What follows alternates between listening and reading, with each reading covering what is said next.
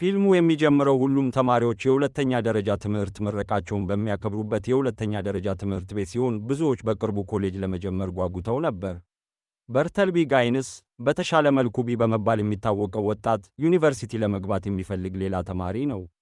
ቢ በኮምፒውተር ቴክኖሎጂ ዓለም በጣም ፍላጎት ያለው ተማሪ ሲሆን ትምህርቱን ከኮምፒውተር ጋር በተያያዙ መስኮች ለመቀጠልም ይፈልጋል። በሁለተኛ ደረጃ ትምህርት ቤት ቢ የኮምፒውተር ሊቅ ከሆነው የቅርብ ጓደኛው ሸርማን ሽሬደር ጋር በመሆን የውሸት መታወቂያ ካርዶችን ለመፍጠር ችሎታውን ይጠቀማል። በኮምፒውተር የነበረው ብቃት ቢኖርም ቢ በሁሉም ባመለከታቸው ዩኒቨርሲቲዎች ውስጥ መግባት አልቻለም። ከሽሬደርና ከሴት ጓደኛው ሞኒካ ሞርላንድ በተለየ መልኩ እሷ ከከተማዋ በጣም ታዋቂ ተቋማት አንዱ በሆነው ሃርሞኒ ዩኒቨርሲቲ ተቀባይነት አግኝታለች። ቢ በከተማዋ በሚገኙ ሁሉም ዩኒቨርሲቲዎች ውድቅ መደረጉን ካወቁ በኋላ ወላጆቹ ወዲያውኑ ሊቀበለው የሚችል ካምፓስ እንዲያገኝም መከሩት።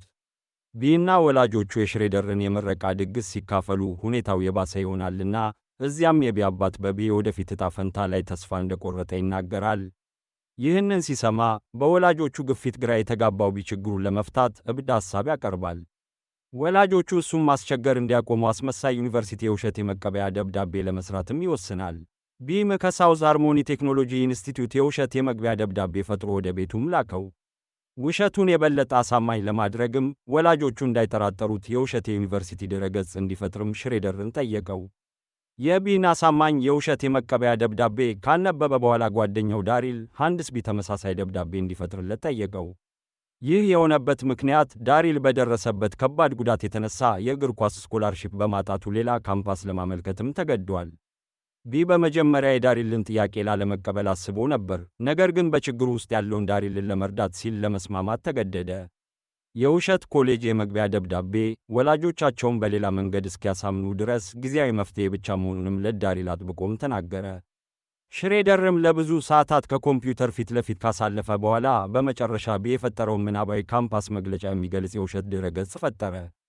የቢ የውሸት ደብዳቤም በሚቀጥለው ቀን ወደ አባቱ ደረሰ፣ እሱም ወዲያውኑ ስለመቀበሉ ነገረው። ወላጆቹ ልጃቸው ወደ ኮሌጅ መግባቱን ካወቁ በኋላም ደስተኛና ኩራት የተሰማቸውም ይመስላል። አባቱ ሳይቀር በቀጥታ ወደ ቢ ቀርቦ በኋላ በሚማርበት ካምፓስ የትምህርት ክፍያ ለመክፈል የሚሆን ገንዘብም ሰጠው። ገንዘቡን ከተቀበለ በኋላ ቢ በጣም ደነገጠና ተጨነቀ።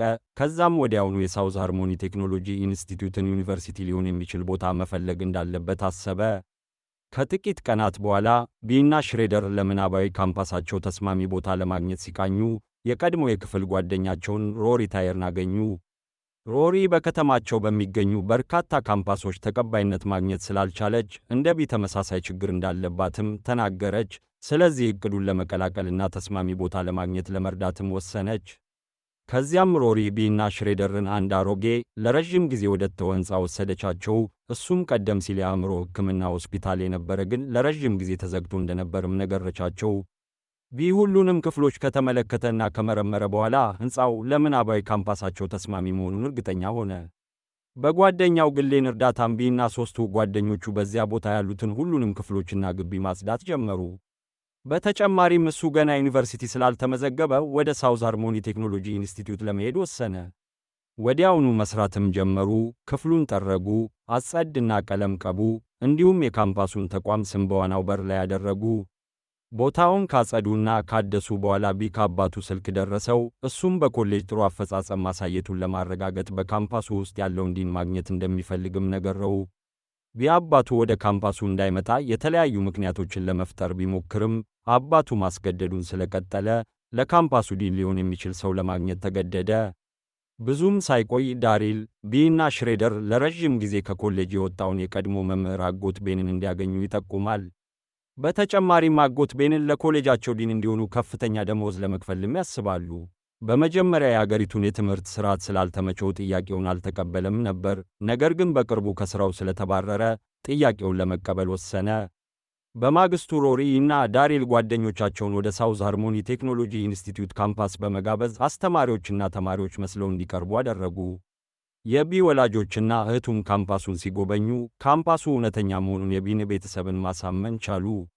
ልጃቸውን ወደ ካምፓስ ማደሪያ ክፍል ከወሰዱና ዲን ሌዊስ መስሎ ከቀረበው አጎት ቤን ጋር ከተገናኙ በኋላ ወላጆቹ ካምፓሱ ትክክለኛ ካምፓስ መሆኑን የበለጠ አመኑ።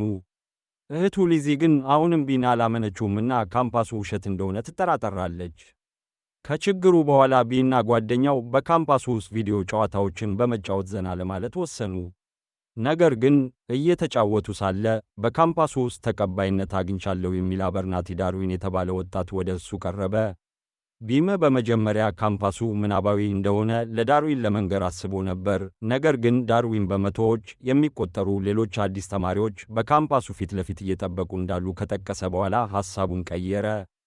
ሁሉም አዲስ ተማሪዎች ወደ ሳውዝ ሃርሞኒ ቴክኖሎጂ ኢንስቲትዩት ካምፓስ ሕንፃ ሲገቡ ዝም ብሎና ደንግጦ ቀረ። በግልጽ እንደሚታየው የሽሬደር አስመሳይ ድረገጽ ማንንም እንደ ተማሪ ያለ ምንም የምርጫ ሂደት ስለሚቀበል ብዙ ሰዎች ለካምፓሱ ማመልከት ችለው ነበር። ምናባዊው ካምፓስ ችግሮቻቸውን ለመፍታት የገነቡት ሚስጥራዊ ካምፓስ ብቻ መሆን ስለነበረበት ይህ ክስተት ሽሬደርና ዳሪልን አስገረማቸው። አሁን ግን ምናባዊው ካምፓስ ለሁሉም አዲስ ችግሮችን እየፈጠረባቸው ነው እና ወዲያውኑ መፍትሄ ማግኘት ነበረባቸው። አጭር ውይይት ካደረጉ በኋላ ቢና ሌሎችም ካምፓሱ የውሸት እንደሆነ ለሁሉም አዲስ ተማሪዎች ለመንገር ተስማሙ። በሚገርም ሁኔታ ግን ቢይ አዲስ ተማሪዎችን ሲያነጋግር ካምፓሱን የየራሳቸውን ሕልሞች ማሳካት የሚችሉበት ቦታ ለማድረግ ቁርጠኛ እንደሆነ ተናገረ። በቢ መሰረትም የሳውዝ ሃርሞኒ ቴክኖሎጂ ኢንስቲትዩት ካምፓስ ትምህርታቸውን ለመቀጠል ለሚፈልጉ ነገር ግን በማንኛውም ዩኒቨርሲቲ ለመግባት ለተከለከሉ ሰዎች ሁለተኛ ዕድል ነው አለ።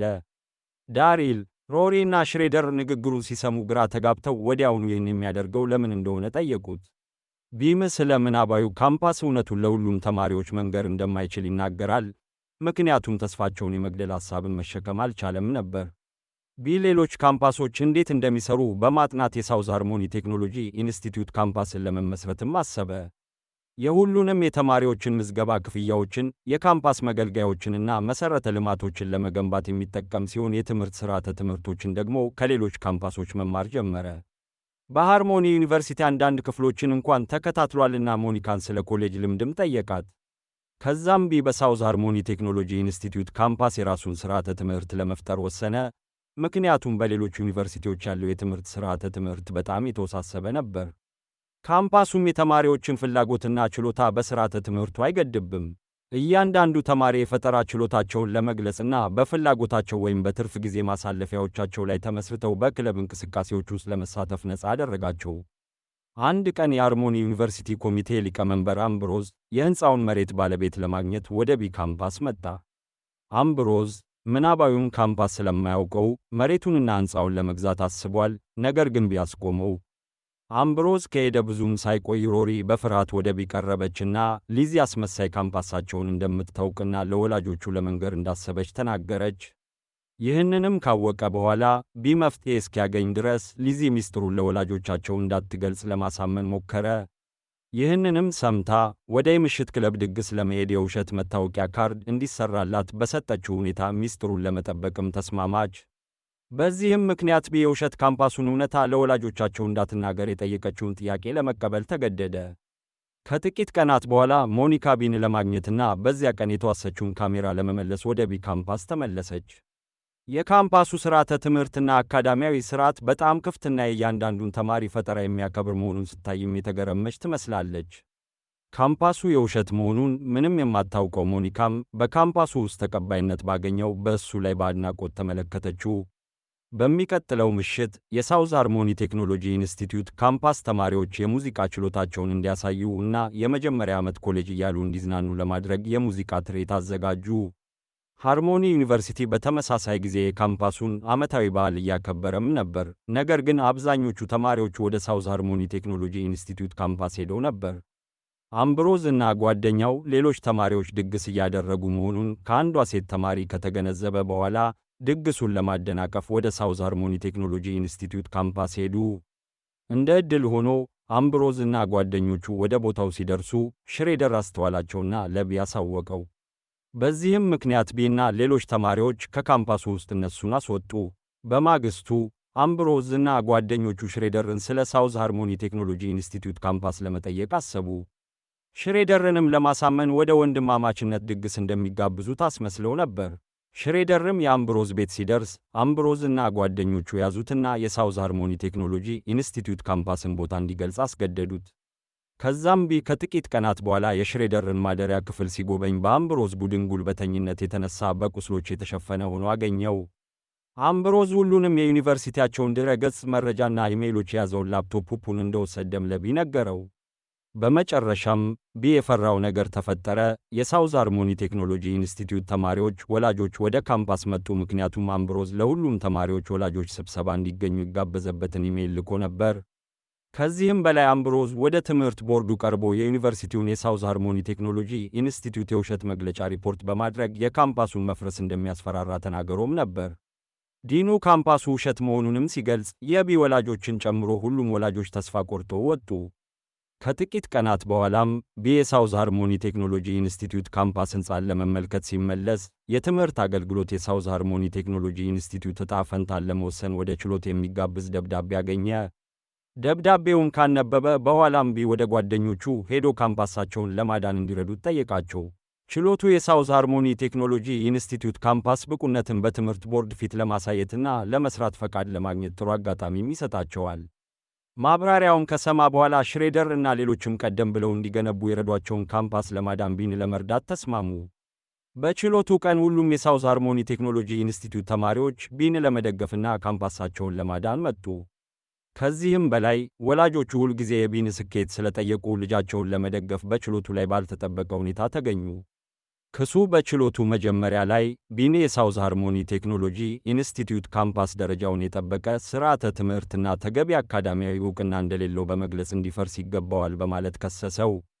ካምፓሱ እንደ ቤተ መጻሕፍት፣ በቂ አስተማሪዎችና ተስማሚ የምርምር ላቦራቶሪ ያሉ መሠረታዊ መገልገያዎችም ይጎድለዋልም አሉ። ቢ ግን ካምፓሱ ትምህርታቸውን ለመቀጠልና ግቦቻቸውን ለማሳካት ለሚፈልጉ ብዙ ተማሪዎችን ሊረዳ እንደሚችል የትምህርት ቦርድን ለማሳመን ሞከረ። ቢም እያንዳንዱ ተማሪ በካምፓሱ ውስጥ ዕድል እንደሚገባው ለማሳየት ሁሉንም የተማሪዎች ሕልሞች የያዘ ሰሌዳ እንኳን አሳየ። ምክር ቤቱ ግን ክርክሩን ለመቀበል ፈቃደኛ አልሆነም እና በዲን ሌዊስ ከቁጥጥር ውጭ በሆነ ቁጣ የተነሳ በችሎቱ ያለው ሁኔታ በፍጥነት ትርምስ ፈጠረ። ከዛም ቢ በሳውዝ ሃርሞኒ ቴክኖሎጂ ኢንስቲትዩት ካምፓስ ውስጥ ሁሉም ተማሪዎች በዩናይትድ ስቴትስ ጥብቅ የትምህርት ሥርዓት ሳይገደቡ ችሎታቸውን ማዳበርና ፍላጎቶቻቸውን መከተል እንደሚችሉም ገለጸ።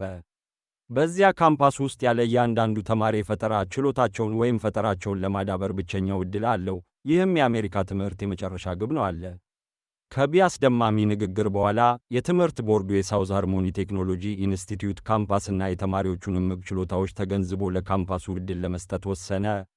በጥንቃቄም ከተመለከተ በኋላ ምክር ቤቶቹ ተስማምተው ለ1 ዓመት በሙከራ ዕውቅና ስር ለመስራት ለካምፓሱ በይፋ ፈቃድም ሰጡ።